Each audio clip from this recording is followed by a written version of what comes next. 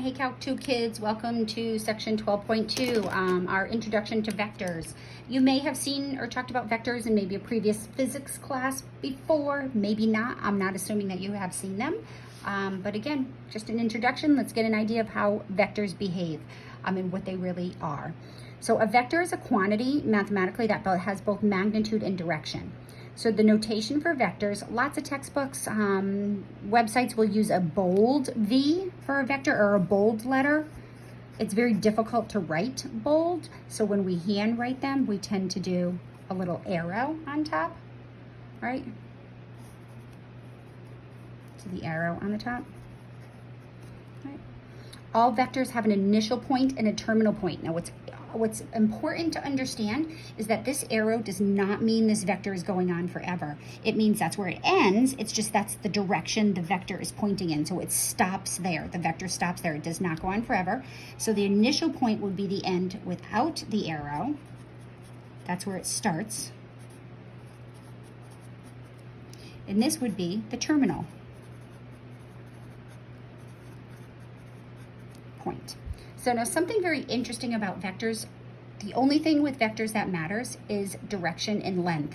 Position is irrelevant. So if we take a vector and put it in a plane, like say in the XY plane, like on this piece of paper, these vectors are all the same because I can pick this up and I move it over here. It's exactly the same length and it has the exact same angle. So vectors only have magnitude and direction. Location is irrelevant.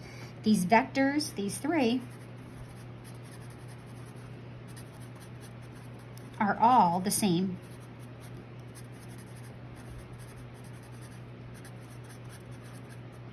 Because the only thing that identifies as a vector is the direction it's pointing in and the length. So the direction, they all are pointing in the same direction. They have the exact same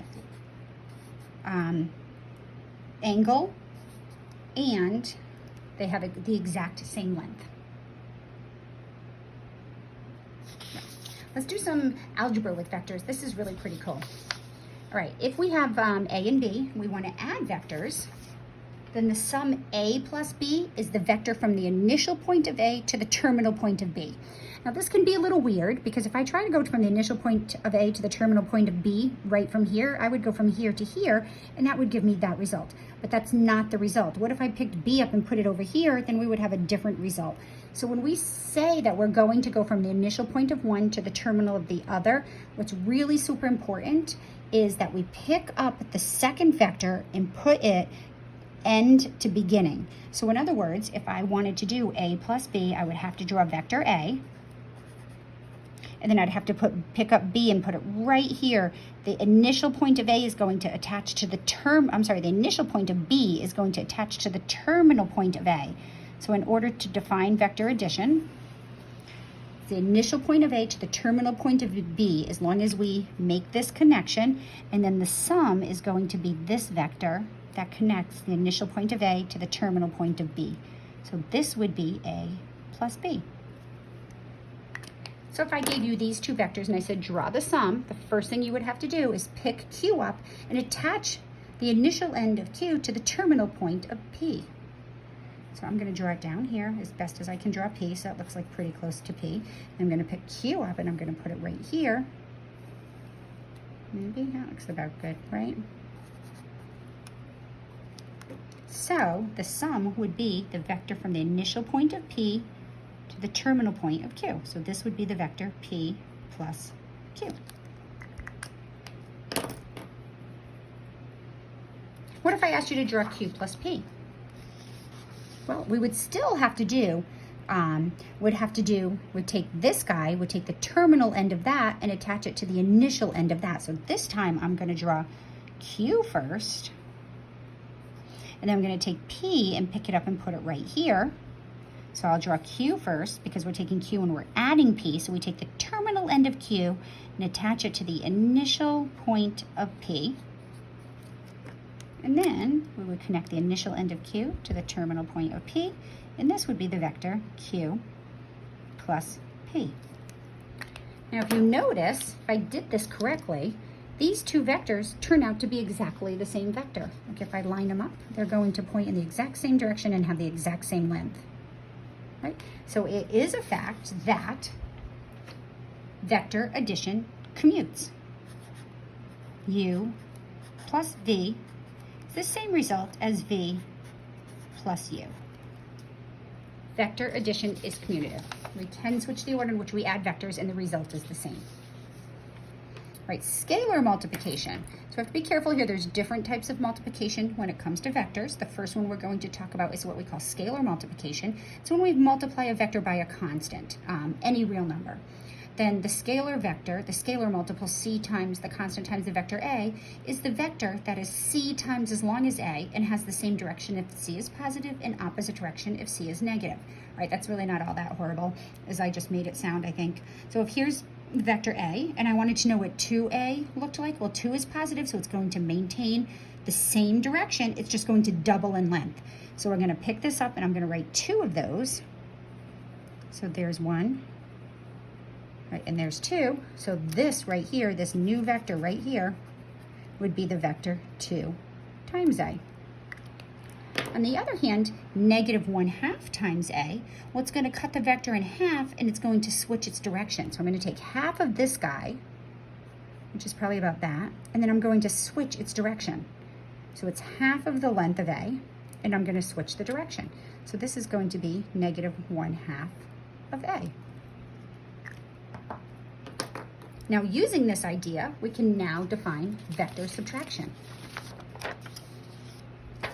So vector subtraction, a minus b, is just the sum of a and the opposite of b. So we're going to go from the initial point of a to the terminal point of the opposite of b. So if this is a and this is b, and I just drew them perpendicular for simplicity, then negative b would be this guy right here, right? Same length because I didn't multiply it by anything but negative 1. So we would do a, which is about this, right? And then negative b would be this guy, right? So this vector right here would be the vector, oh, I overshot it, that, whoops. This would be a minus or plus negative b, right? Or we would call it a minus b, vector a minus vector b. So let's try to do it with this guy. Let's do vector p minus vector q. So we now need to draw the opposite of q. We need to do negative q. So this would be the vector negative q. So now I'm going to do p plus negative q. So I'm going to take p. I'll draw that guy first. Right. So here's vector p, and I'm going to put the terminal end of p, attach it to the initial end of negative q, which would be this guy. Let's see how it's hard to do this. Let's see without seeing negative q. So then this right here would be the initial side of p, terminal side of negative q. And this would be p plus negative q, or equivalently, vector p minus vector q.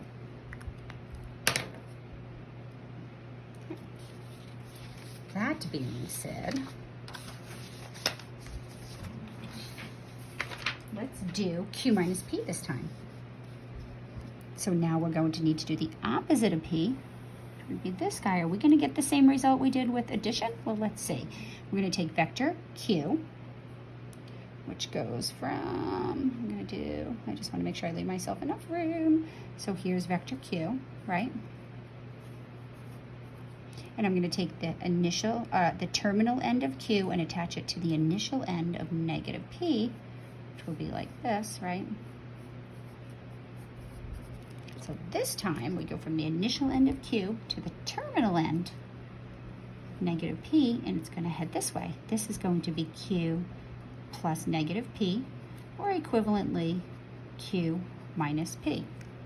Now if we go back to the one we just did, which was p minus q, notice they look very similar, but they're pointing in opposite directions. And in fact, that is the case when we switch vector subtraction, we switch the sign of the vector. So negative p minus q, nope, negative p, oh, positive p, p minus q, so ignore that. P minus q is equivalent to the opposite of q minus p.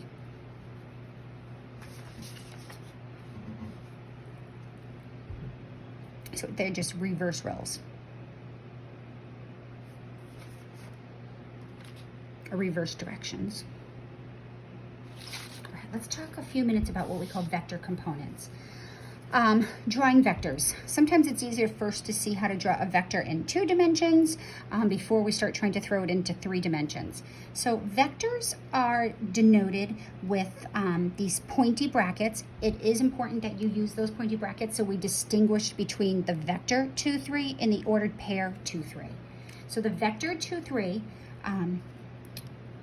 this is going to be, let's see, this is going to be the change in x, and this is going to be the change in y. So we can remember location is irrelevant, so no matter where we pick our initial point, this says we're going to go over 2 units, so we're going to go over 2 in the x direction, and we're going to go up 3 in the y direction. So that's going to be my initial point, that's going to be my terminal point, and here is one example of vector v. So we went over 2 and up 3. And I can put this wherever I want. I could put it way over here. I could do over 2 and up 3. 1, 2, 3 right here. This is also another example of what vector v would look like. There's infinitely many places we could put vector v as long as we go over 2 and up 3. Negative 2, 3, well, that says we're going to go, the change in x is going to be negative 2 and the change in y is going to be 3. So no matter where we start, I'm going to just start right here. This says go 2, negative 2 in the x direction. Oh, and then I should have done it lower. That's okay. And 3 in the y direction. So this would be the vector negative 2, 3. That would be one example of vector w. If I did w over here, I'd go, this was my initial point, then my terminal point would go over 2 and up 3. Here we go. There's vector w also. So there's infinitely many different locations. The vectors all have the same direction and the same length.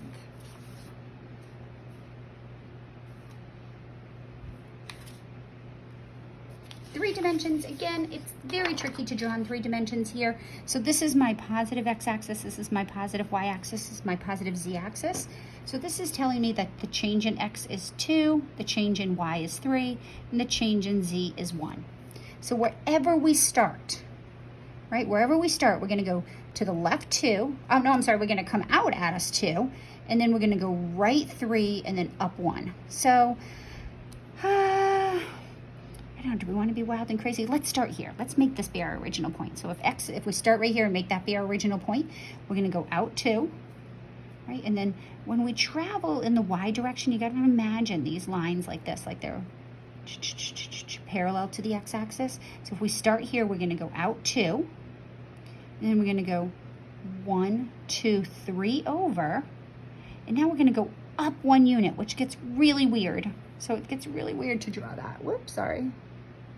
Right? So we started here, we went over 2, out 3, and up 1. So when we draw this vector, it almost looks like it's pointing down, but it's really pointing up. So this would be vector v.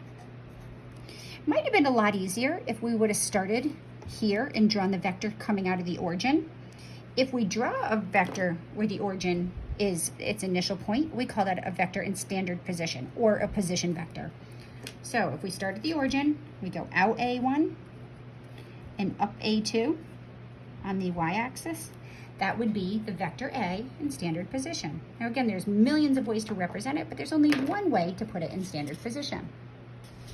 If we have our 3-dimensional space, and we look at this vector, we would go out a1 units, would go left or right, so this would be a2 units, and then we would go up or down a3 units. So if the initial point is at the origin, there would be my vector A in 3 dimensions.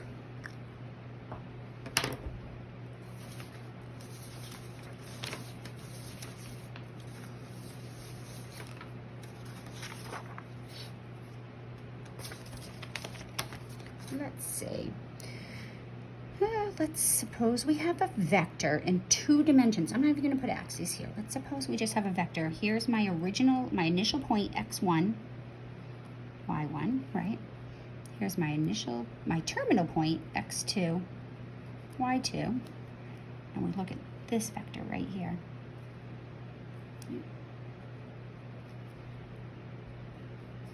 Right.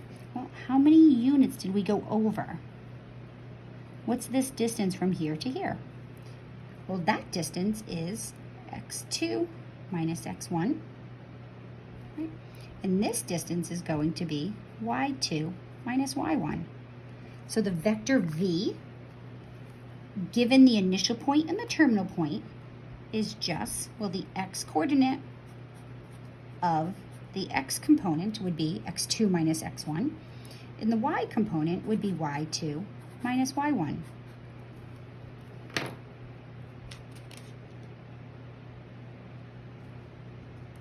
Because remember, those points inside this vector, if I go back here, this is saying we went over 2, so from here to here, the difference in the x coordinates would be 2, and the difference in the y coordinates would be 3. If we look at a vector in 3 dimensions, oh, this is going to be really fun. Let's suppose we have this point right here, and that's the point x1, y1, z1. That's the coordinates of the point, and it lands up here, x2, y2, z2, and we're looking at this vector, right? Well, we went a distance of x2 minus x1 in the x direction to get from this point to this point. We went a distance of y2 minus y1, left or right, to get to the y coordinate, and we went a distance of z2 minus z1 to get to the height of the vector. So the first component of a vector, given these, the initial point and the terminal point, is just the difference in the x coordinates of the initial point and the terminal point. The y coordinate is the difference in the y coordinates, and the z component of the vector is the difference in the z coordinates of the initial point and the terminal point. So very simple. If we had a vector with initial point 7, 2, negative 5, and terminal point 0, negative 4, 1, then how would we find the vector? Well, it's just simply 0 minus 7 would be negative 7. Negative 4 minus 2 would be negative 6. And negative 1 minus negative 5 would be positive 4. Now, it's really important that you do the terminal coordinates minus the initial coordinates. If we did it the other way, we would get the vector in the same size, but it would be pointing in the complete opposite direction. Another thing that's important, we've just been talking about location, is the magnitude or the length of the vector. So the length of a vector in 2 dimensions, we use the notation, the absolute value notation. Given the coordinates v1 and v2, the length of the vector, which is just the difference between the 2 points, if we were to use the coordinates, it would be v1 squared plus v2 squared. In 3 dimensions, the length of the vector would be, well, given it in components, it would be the first component squared plus the second component squared plus the third component squared. Now notice v1 is just the difference in the x coordinates, v2 would be the difference in the y coordinates, v3 would be the difference in the z coordinates of the initial point and the terminal point. So we're just using the distance formula, but we're identifying the distance between the coordinates of the initial point and the terminal point in terms of the components of the vector. All right, let's find the magnitude of the vector, negative 2, 4, 7. So the magnitude of this vector, the length or the distance, it would be in standard, if it was in standard position to the origin, would be negative 2, the square root of negative 2 squared, plus 4 squared, plus 7 squared. Make sure you square the negative along with the 2. So this is just going to be the square root of 4 plus 16 plus 49, and that gives me the square root of, oops, I wrote down the wrong number over there. So 4, 16, and 49, that's 20, the square root of 69. Right, and I don't think we can simplify that at all. So the length of this vector floating in space is the square root of 69. All right, we talked about vector addition geometrically, vector subtraction geometrically, and scalar multiplication. Now let's look at it using components. If we have vector A, which is A1, A2, vector B is B1, B2. Now remember, these are not ordered pairs. Those are the components of the vectors. When we add vectors, we can just simply add their components.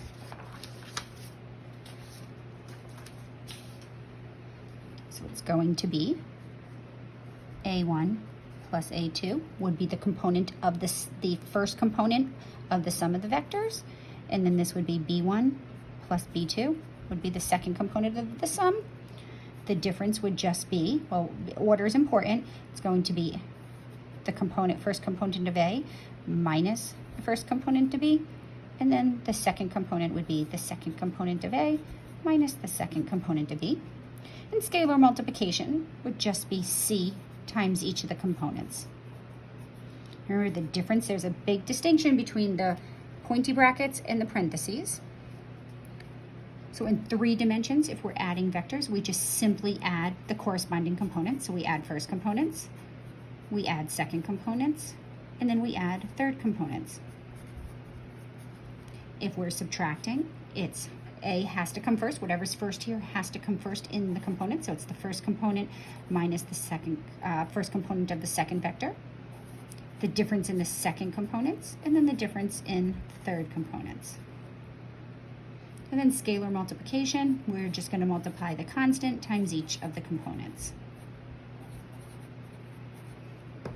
So let's suppose we have the vector negative 2, 4, 1, and the second vector will be 2, 0, 11. It says find 3v minus 5w. Well, I'm going to do 3v first. 3v is negative 6, 12, 3, right? 5w is going to be 10, 0, 55. So then 3v minus 5w will just be the new vector. Well, negative 6 minus 10 would be negative 16. 12 minus 0 would be 12. And 3 minus 55 would be negative 52. Algebra is quite simple, as long as you just understand the notation. All right, properties of vectors. Well, vector addition commutes. U plus V is the vector V plus U. The associative property also holds for vectors. If you have U plus V plus W, you can add U and V first, or you can add V and W and then add U on later. 0 is the 0 vector with the little line above it. We can't add the vector U to the constant 0. It's kind of like trying to add an apple to an orange. So if we add U to the 0 vector, wherever we are, it doesn't go right, left, up, or down. It just stays put. But we do have an additive identity. U plus the 0 vector is just itself.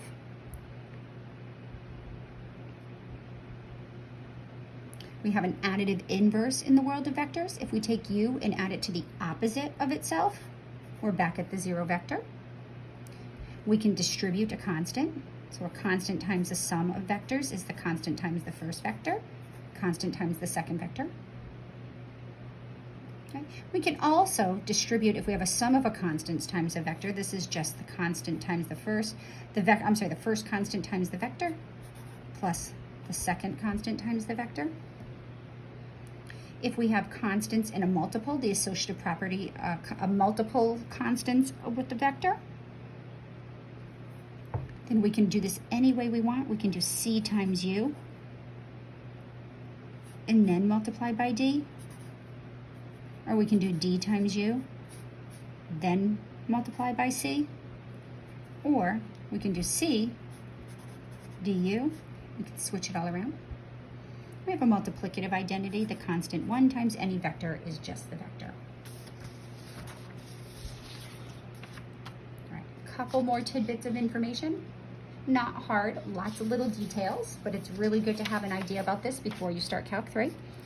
A standard basis vector. Well, in 2 dimensions, we have 2 standard basis vectors. The first one is the vector 1, 0. We call that I. The second vector is the vector J, which is the vector 0, 1. So if we're in 2 dimensions and we start anywhere and we move 1 unit to the right, that's the vector I. If we're in 2 dimensions and we start anywhere and we go just one unit up, that's the vector J. So your standard basis vectors are always parallel to one of the axes. One of their components is 0. One of their components is 1 in 2 dimensions. In 3 dimensions, I is the vector with components 1, 0, 0. J is the vector with component 0, 1, 0. And K is the vector with component 0, 0, 1. So if I try to do 1 here, I'm going to get a little ruffled. So I'm going to start here. And let's suppose, yeah, that's really tough here because these are really small. Let's suppose 5 of these. So 1, 2, 3, 4, 5 of those is 1. And then we would have 1, 2, 3, 4, 5 of those is 1. 2, 3, 4, 5 of those would be 1. All right. So here, my standard basis vector, if I started anywhere, and I went 1 unit, which is 5 tick marks, along the x-axis, that would be my vector I. If I picked any point and moved 5 units along parallel to the y-axis, that would be J. If I picked any point and just went 5 units up, that would be a unit vector, K. We can do lots of cool things with unit vectors or standard basis vectors. Either way, put that here. I used to call them unit vectors, so depending on where you're reading.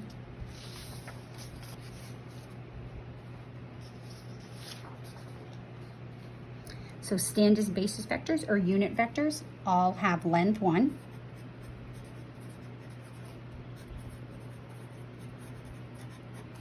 And standard basis vectors are parallel to one axis. Either the x-axis, the y-axis, or in 3 dimensions, the z-axis. Any vector can be written as a sum of constant multiples of standard basis vectors. So for example, 2, the vector 2, negative 3, 6 can be written as 2 times I minus 3 times j plus 6 times k. Oh, you know what? Nope, all right, that's all right. I'm going to take this back. Standard basis vectors, yeah, I'm going to take this back. All standard basis vectors are unit vectors, but not all unit vectors are standard basis vectors. So we'll revisit that. Sorry, my bad. Unit vectors are any vector whose length is 1. Standard basis vectors all have length 1, but they're parallel to one of the axes. So if we were this way, or pointing out this way, but any other vector pointing in any direction, if it has length 1, then it's a unit vector, so unit. So the difference between a unit vector and a standard basis vector, all standard basis vectors are unit vectors, not all unit vectors are standard basis vectors.